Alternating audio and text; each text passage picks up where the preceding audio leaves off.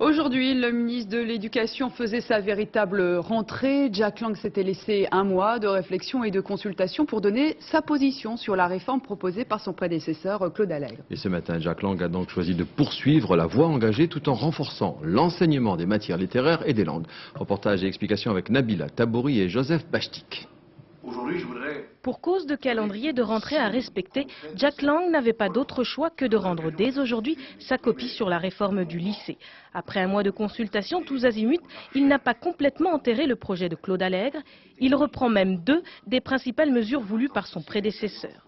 D'une part, l'aide individualisée en classe de seconde, mise en place il y a un an, elle sera maintenue pour la prochaine rentrée et sera accompagnée de formations complémentaires pour les professeurs qui le souhaitent. D'autre part, les TPE, travaux personnels encadrés pour les classes de première, en expérimentation cette année dans 200 établissements, ils seront généralisés en janvier 2001. Jack Lang veut ainsi donner un délai suffisant aux enseignants pour préparer les thèmes d'études.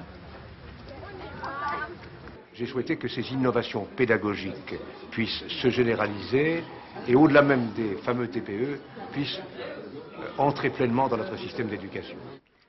La réforme de Claude Allègre avait été sévèrement critiquée, soupçonnée de vouloir alléger les programmes.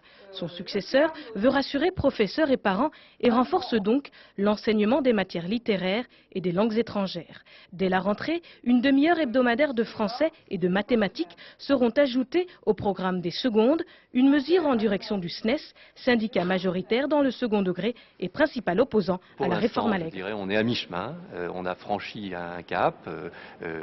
Certaines disciplines qui étaient très menacées, comme les langues anciennes et langues régionales, certaines langues à faible diffusion vont retrouver de la vie et c'est positif. Les enseignements artistiques aussi sans doute, mais on n'a pas encore franchi toutes les étapes. Oui.